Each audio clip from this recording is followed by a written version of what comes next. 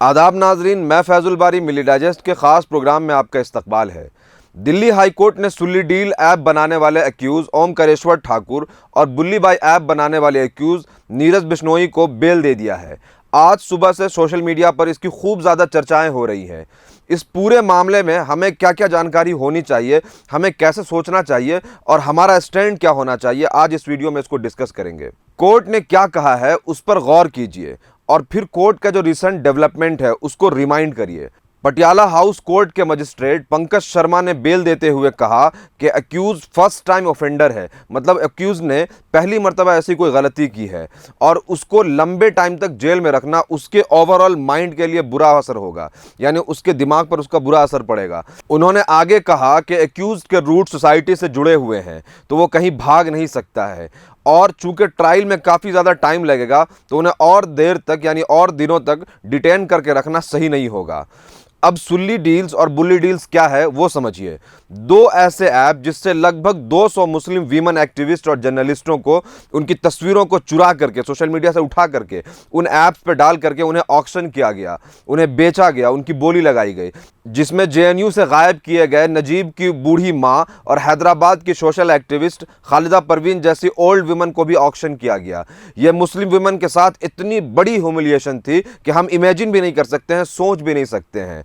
एक आज़ाद देश में उन्हें ऑनलाइन कुछ दहशतगर्दों ने उनकी बोली लगाई, उन्हें बेचा। खैर समहाउ किसी तरीके से इन लोगों की अरेस्टिंग हुई और अब बड़े वाहियात लॉजिक के साथ बेल भी मिल गया है। एक ट्विटर यूजर हैं, उन्होंने लिखा है कि what kind of a justice system is this, it's so obvious that not everyone is equal before law, mighty disappointed. मतलब कानून और अदालत के सामने सब बराबर नहीं है। शायद आपको याद हो लास्ट ईयर एक आईआईटी स्टूडेंट अक्यूज था अपने फेलो स्टूडेंट को रेप करने का, उसका बलात्कार करने का, जिसे गुवाहाटी हाई कोर्ट ने यह कहकर बेल दे दिया कि यह फ्यूचर एसेट है, यानी कौम के लिए और जो देश है उसके लिए यह बहुत इंपॉर्टेंट साबित होगा। फिर आपको राम भक्त गोपाल याद होगा जिसने जामिया मिल्लिया इस्लामिया में गोली चलाई थी, उसे एकदम आसानी से बेल मिल जाता है और वो आजकल युवा लीडर है और खूब मुसलमानों के खिलाफ नफरत और जहर उगलता है। अब आप इन तस्वीरों के रुख को जरा पलटिए और दूसरे साइड देखिए। हिंदुस्तान में हजारों ऐसे मुसलमान हैं जिनको फॉल्स टेरर चार्ज में फ्रेम किया गया, जहां उन्हें 10 साल, 15 साल, 20 साल, 23 साल, 25 साल जेलों में रखा गया और बाद में उन्हें बाइज्जत रिहा किया गया। सब बेकसूर थे, सब इनोसेंट थे और वहां फर्स्ट टाइम ऑफेंडर का लॉजिक भी नहीं था और सबके सोसाइटी से रूट्स जुड़े हुए थे, मगर फिर भी उनकी जिंदगी तबाह की गई और उन्हें बेल नहीं मिला सही वक्त पे। फिर 20 साल और 15 साल उन्हें जेल में रखा गया। ऐसे हजारों लोग आपको सोशल मीडिया पर मिल जाएंगे जो मुस्लिम वीमन को हैरेस करते हैं, अब्यूज करते हैं। लिबरल डॉग के नाम से आपको यूट्यूब चैनल याद होगा जहां वो मुस्लिम औरतों के इमेज को रोस्ट करता था और उस पर भद्दे भद्दे कमेंट करता था। और ऐसे जो पोस्ट हैं और ऐसे जो लोग हैं उनसे सोशल मीडिया भरा पड़ा है। कहीं मुसलमान लड़कियों को ट्रैप करने की बात होती है, कहीं मुस्लिम औरतों को कब्रों से निकाल करके रेप करने की और बलात्कार करने की धमकी दी जाती है, कहीं मुस्लिम लड़कियों का नंबर सोशल मीडिया पर वायरल किया जाता है और यह रोज बरोज बढ़ता जा रहा है। क्यों? क्योंकि कोर्ट, गवर्नमेंट, पुलिस, मीडिया, इन सब की ऐसे लोगों को सॉलिड बैकिंग है, क्योंकि ये लोग अब गवर्नमेंट में भी हैं।